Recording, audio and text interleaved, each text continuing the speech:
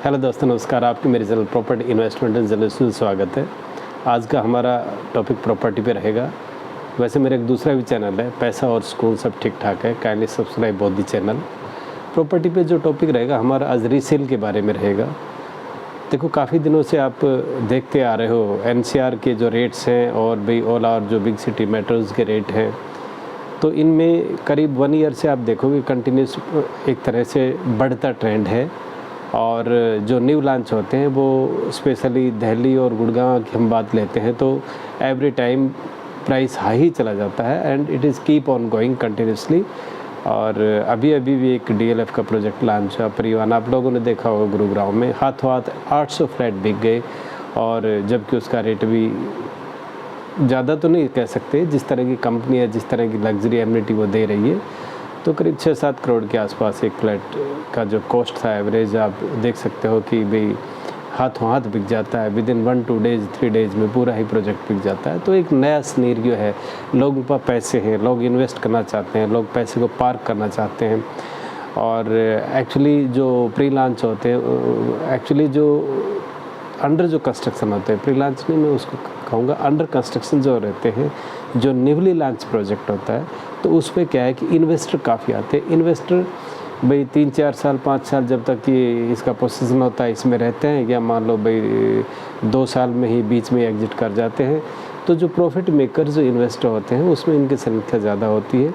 और एक तरह से भाई उसको ब्रांड को देखते हुए और उसकी रेपुटेशन देखते हुए बिल्डर्स की इन्वेस्टर अपना पैसा लगा देते हैं, because they are very expert in that field कि भाई किस प्रोजेक्ट का, किस कंपनी का, किस बिल्डर का, किस तरह का फ्लैट है और भाई किस तरह का उसका भाई लैंड पार्सल है और क्या इसका रेट जाएगा, तो उनको अंदाज़ा लग जाता है। तो रेट्स की कोई भी ऐसी कोई बात नहीं होती, रेट कम या ज़्यादा है, जिस तरह का प्रोजेक्ट होता है, जिस तरह की वैल्यू प्रोजेक्ट की होती है, जिस तरह की वैल्यू बिल्डर की होती है, कंपनी की होती है, उसी के बेस पे इन्वेस्टर पैसा लगा देता है।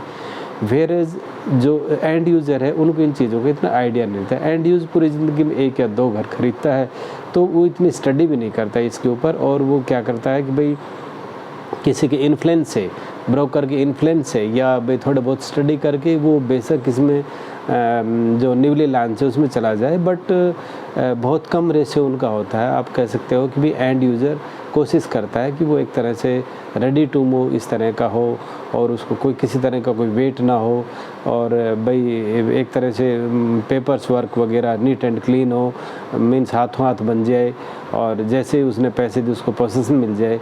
तो नॉर्मली जो एंड यूज़र होता है वो इस तरह का प्रोडक्ट देखता है। तो इसके बारे में आज हम यही चर्चा करेंगे कि भाई जो न्यूली लॉन्च प्रोजेक्ट है उसकी cost day by day high होती जा रही है। अब गुड़गांव में मान के चलिए कि यहाँ पे आप नॉर्मली आप रेट देखते हो कि जो न्यूली लॉन्च होता है, कहाँ अभी कुछ दिन पहले 10, 12, 13 हुआ करता था, आज 20, 22, 25 के आसपास आ गया।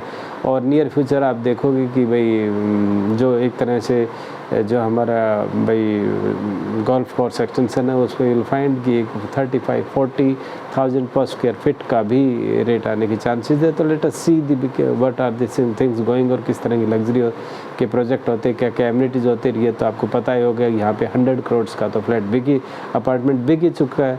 तो इसमें कोई नई बात नहीं है। जो भाई न्यूली लॉन्च होता है उसके ऊपर मैंने कह दिया कि भाई एक तरह से उसमें लग्जरी और भाई बिल्डर्स का नाम, रेपुटेशन, उस हिसाब को देख के इन्वेस्टर पैसे लगाने में पीछे नहीं हटता है। Okay, now come to the point that we will discuss today on the topic of the resale market. मेरे पहले भी वीडियो लॉन्च हुआ था, आप लोगों ने देखा होगा कि रीसेल का जो मार्केट है वो इतना अच्छा नहीं है। आप देखोगे जो प्री लॉन्च में जो कॉस्ट है, कुछ न कुछ वो एक्स्ट्रा चीज़ लगा के उस कॉस्ट को ज़्यादा शो कर देते हैं। वेरेज आप रीसेल में आप देखोगे तो रीसेल में कंपैरिजन में उसके अगर आप उसी एमिनिटी के कंपैरिजन में जाओ तो फ्लैट सस्ते होते हैं। अब रीसेल भी कई तरह के होते हैं। भाई रीसेल में ऐसा होता है कि एक को तो पैसे की रिक्वायरमेंट है, एक को पैसे की रिक्वायरमेंट नहीं, जस्ट रेट ही चेक कर रहा है। एक भाई ओल्ड सीजीएस टाइप सोसाइटीज़ है और भाई उसका माई वन कंस्ट्रक्शन नहीं है, तो एक तरह से भाई बिल्डिंग भी पुरानी होगी, 5, 10, 15, 20 साल का इस तरह, तो उस तरह के रेट्स होते हैं। तो उस तरह की उसकी वैल्यू होती है, उस तरह की उसकी कॉस्ट होती है। और जो भाई एंड यूज़र के पास जितना पैसा रहता है तो उसी के बेस पे वो अपना पैसा लगाता है और एक अच्छा घर अपना ख़रीद लेता है। तो जहाँ तक रीसेल की बात है, रीसेल में डिफरेंट क्राइटेरिया होता है। मान लो किसी ने भाई अभी कुछ दिन पहले 2 साल पहले बुक कराया था, 1-2-3 साल पहले, वो उसको एग्जिट करना चाहता है तो रीसेल में वो भी बिक जाता है। उसकी कॉस्ट थोड़ी ज़्यादा होती है, बट फिर भी आप कहोगे कि जी कि कंपनी का जो लॉन्च रेट होता है in comparison of that resale में सस्ता है। और काफ़ी दिनों से आप देख रहे थे कि भाई 1-2 साल होगी कंटिन्यूस प्रॉपर्टी में बूम आया हुआ है। बाकी पहले मैंने 4 मंथ पहले आई थिंक एक वीडियो अपलोड किया था कि now secondary market will go down and definitely it is go down. और आप देखेंगे कि स्पेशली कॉमर्शियल में तो ऐसा हाल हो रहा है कि एग्जिट करना बहुत ही मुश्किल हो रहा है।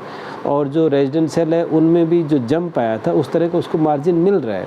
बट आप देखोगे कंटिन्यूस 1-2 महीना या इन फ्यूचर जो भाई मैं जैसा मानता हूँ, मेरे प्रेडिक्शन जो है कि अभी इसके 6 महीने रेट स्टैग्नेंट रहेंगे और उसके बाद भी कुछ दिन डाउन आने शुरू करेंगे। बिकॉज सप्लाई और हमारी डिमांड का जो रेशियो है एक्चुअली इसमें इन्वेस्टर ज़्यादा घुसे हुए हैं। जो हम कैलकुलेट करते हैं भाई इतनी इन्वेंट्री आई, इतनी इन्वेंट्री है, इतनी बिक गई है तो भाई बहुत अच्छा मार्केट है। बट ऐसा नहीं है, क्योंकि वो इन्वेस्टर बीच में फंसे हुए हैं। तो इन्वेस्ट ने इस पूरे मार्केट के बैलेंस को एक तरह से भाई भूल भुलैया बनाया हुआ है। अगर एंड यूज़र होता तभी हमें कॉस्ट पता चलती है। एंड यूज़र का अगर देखो तो गुड़गांव और भाई नोएडा का जो अगर आप सिनेरियो देखोगे तो नोएडा से थोड़ा ही रेट यहाँ ज़्यादा होना चाहिए अगर एंड यूज़र के पॉइंट ऑफ व्यू से हम देखते हैं। बट आप देखोगे यहाँ पे कॉस्ट नोएडा से जस्ट डबल के आसपास है। और इसके 2 ही रीज़न है भाई, एक तो यहाँ पे जॉब अपॉर्चुनिटीज़ बहुत ज़्यादा है जो प्राइम फैक्टर्स है, और दूसरा फैक्टर ये भी है कि भाई यहाँ पे एक तरह से क्राइम रेट और जेनेट्री जो है और उस तरह का लुक्रेटिव और जो लग्जरी लाइफ है उसके ऊपर भी इसका रेट है। तो मैं ये कहूँगा कि भाई रेट्स में भाई कितना रेट है, कितना ज़्यादा है, कितना कम है, इस पे हम चर्चा ना करके, बिकॉज ये विषय उसकी लग्जरी का है। कितना लग्जरी प्रोजेक्ट है, कौन सी लोकेशन है, कौन सा उसका बिल्डर है, ये उस पर डिपेंड करता है। बट वेयर एज अगर हम सेम वैल्यू का भाई प्रोजेक्ट, सेम वैल्यू का हम कोई भाई 2 BHK 3 BHK अगर कंपेयर करते हैं नोएडा से तो फिर भी यहाँ के रेट्स काफ़ी अच्छे हैं। लेकिन अगर हम गुड़गांव में इसको कंपैरिजन करते हैं तो ये रेट जो पहले जो बूम आया हुआ था उस बूम में एक ब्रेक लग गया है और अभी रेजिडेंशियल में भी एग्जिट करना थोड़ा सा मुश्किल है। हालांकि प्रॉफिट अच्छा मिल रहा है, लेकिन क्या है कि जो भाई इन्वेस्टर वो चाहता है मुझे और प्रॉफिट मिल जाए, मुझे और प्रॉफिट मिल जाए, तो इस वजह से वो थोड़ा रुका हुआ है। बाकी लास्ट 2 मंथ से आप देखोगे रेट जो रीसेल के रेट है लगभग वही है। और मैं तो ये कहूँगा कि अभी 2-4 महीनों में जाओगे तो भी वो वही रेट रहेगा। It will take I think 5-6 month, तब थोड़ा सा मूव हो सकता है। It depends on the government. Election के बाद कौन सी गवर्नमेंट आती है, किस तरह के इंसेंटिव, किस तरह के भाई गवर्नमेंट बिल्डर को भाई प्रोत्साहन देती है, एंड यूज़र को क्या क्या फैसिलिटी देती है, तो उसके हिसाब पे भी डिपेंड करेगा कि भाई सेकेंडरी मार्केट कहाँ जाएगा। बट एक फास्ट बूम अभी आपको देखने को नहीं मिलेगा। और मैं आपको अच्छी तरह कह रहा हूँ कि जिसका प्रॉफिट अच्छा लॉन्च हो गया वो अपना इसको लेके निकल लो तो ज़्यादा ठीक है। बिकॉज जितना आप वेट करोगे लॉस तो आपको नहीं होगा, लेकिन उस रेशियो में आपको प्रॉफिट नहीं होगा। समटाइम्स हो सकता है आपका रेट आज बिक रहा है, 3-4-5 महीने बाद भी उसी रेट में निकले। तो इस तरह का सिनेरियो मेरे को लग रहा है। It depends on you also, you can also भाई can study in that one and can go. But I think that in near future that rate will be stagnant. And ये मेरे एक तरह से भाई एंड यूज़र का सही वक्त है ख़रीदने का, और जो इन्वेस्टर उनको निकलने का सही वक्त है। तो उसके बारे में छोटा सा वीडियो था। Kindly give the comments if you having different idea about that. तो kindly give the comments with the reasoning and let us see how the future go on the real estate market. Thank you very much.